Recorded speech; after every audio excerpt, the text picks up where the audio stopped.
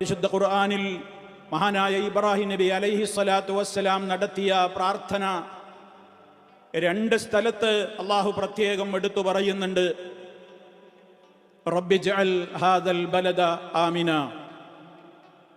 എൻ്റെ രക്ഷിതാവേ, ഈ രാജ്യത്തെ നീ നിർഭയത്വമുള്ള രാജ്യമാക്കി മാറ്റേണമേ എന്ന്.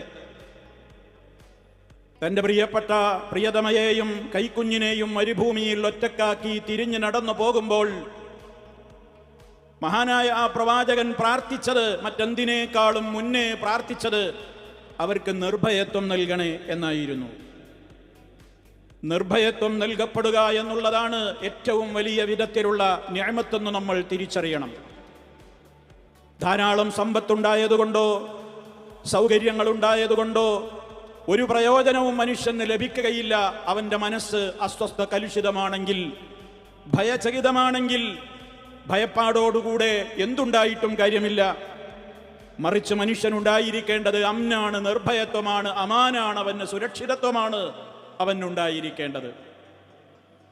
അതുകൊണ്ട് തന്നെ നമ്മൾ ഈ ഒരു അവസരത്തിൽ ആ ഒരു പ്രാർത്ഥനയുടെ പ്രാധാന്യവും പ്രത്യേകതയും ഈ സന്ദർഭത്തിൽ പ്രത്യേകിച്ചും നമ്മൾ മനസ്സിലാക്കിയിരിക്കേണ്ടതുണ്ട്.